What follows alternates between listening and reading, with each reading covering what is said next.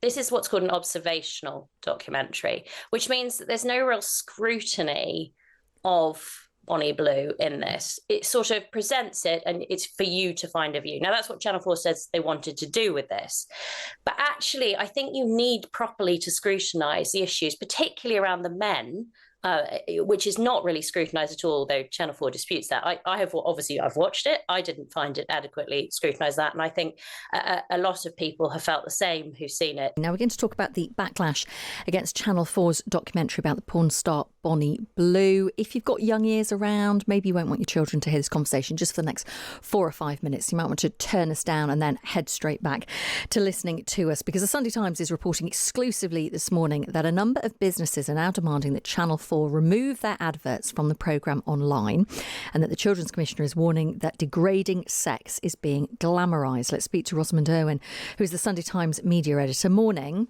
Good morning. So it's on the front page of the paper today. Advertisers are actually asking for their ads to be removed from the on-demand, where you can access this at the moment on the sort of Channel 4 app.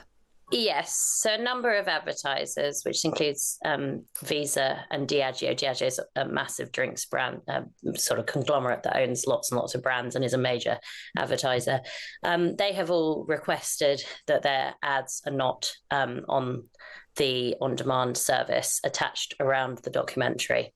So it's quite specific removal. And actually, obviously, advertisers don't get to say necessarily where their ads are going to be placed. But lots of them have quite strict rules about not being near sexually explicit content, for example.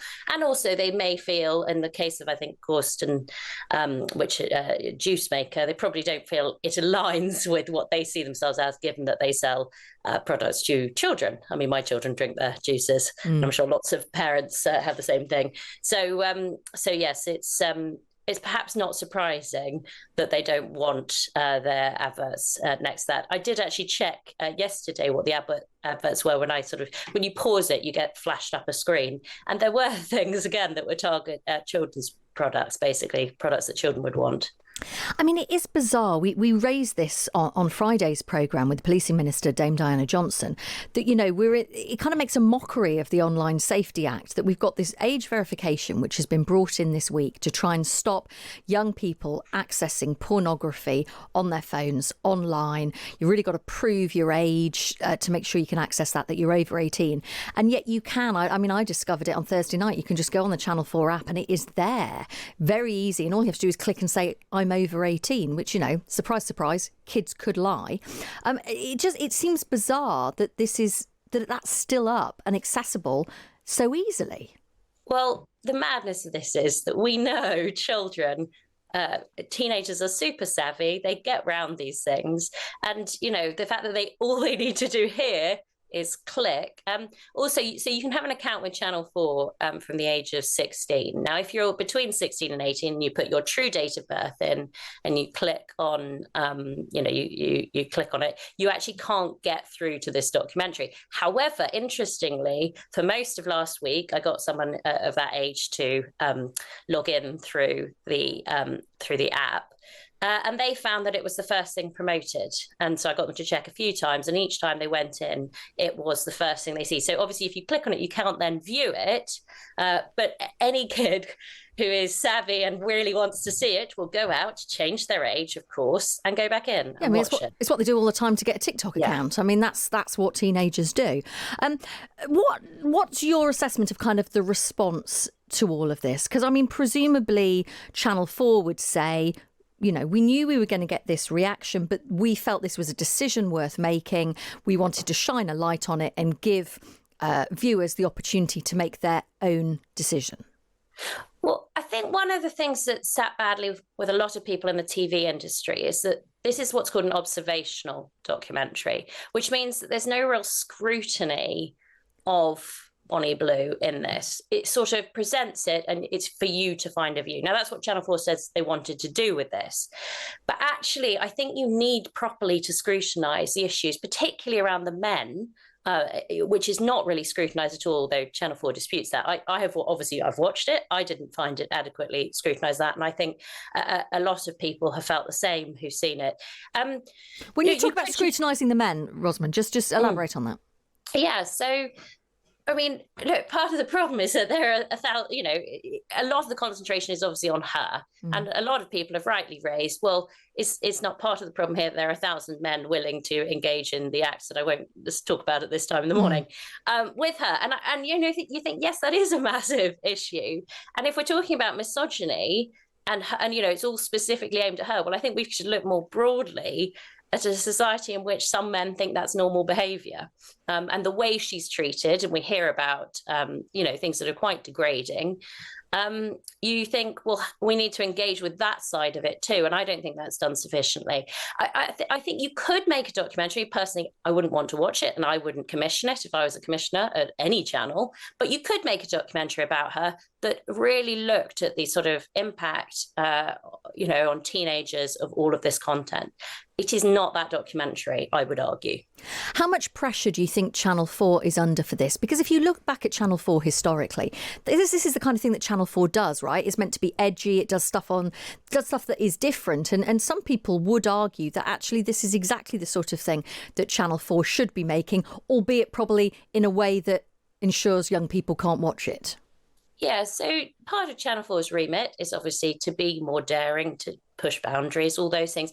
And in lots of ways in the past, they've been on the right side of history when they've done more edgy content, and they've been ahead of their time.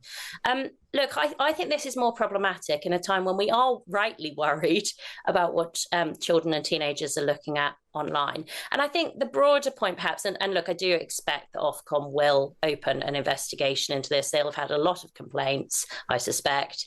Probably not as many as Love Island, interestingly, but more people watch that. And that is a much complained about show.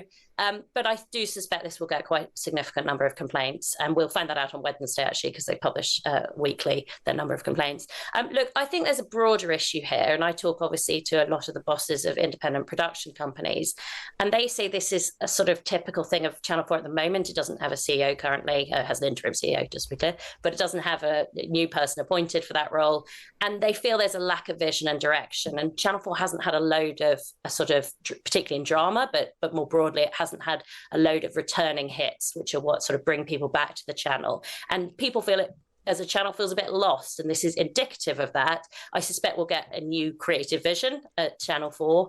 And they sort of feel that they're doing these things that are sort of about getting headlines and fireworks. Yes. Now, obviously, Channel 4's always done a bit of that, but this feels a little bit, one streamer boss said to me that this feels like the whiff of desperation in commissioning, which is pretty harsh. And maybe they would say that. But I think that was quite a widespread view in the TV industry last week. Rosamund, really good to get your assessment. Thank you so much for coming on. Rosamund Urwin there, who is the Sunday Times media editor. Alec in London has just got in touch saying, honestly, I've seen the Bonnie Blue documentary. It's a serious programme. It doesn't contain actual porn. Anything explicit is blurred out. I would not have any issue with my teenage children seeing it. It would promote healthy discussion. Channel 4 has a long tradition of covering these kinds of topics. The hysteria in the media around this is well over the top.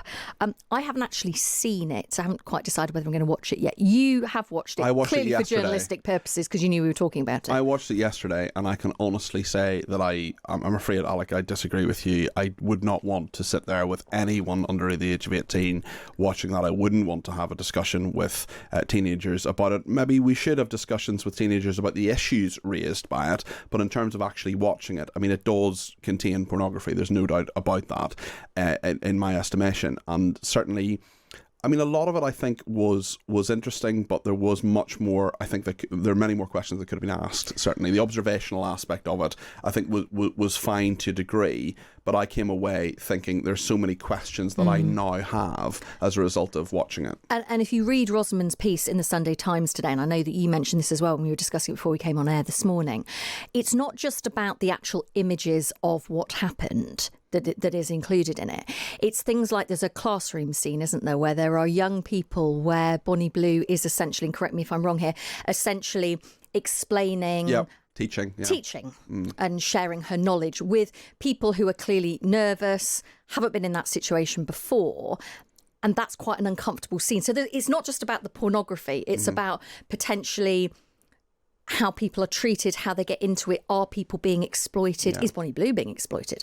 There's a whole load of issues, but maybe that prompts a conversation. And she argues she's not being exploited at all. She is totally familiar with what she's doing. She's aware of it. She's earning, at one point in the documentary, it follows her over a number of months. At one point, she's earning £2 million a month. And there will be a lot of young people who'll watch that and say, maybe I could do that too. Yeah, they might think, I'd do it for 2 million.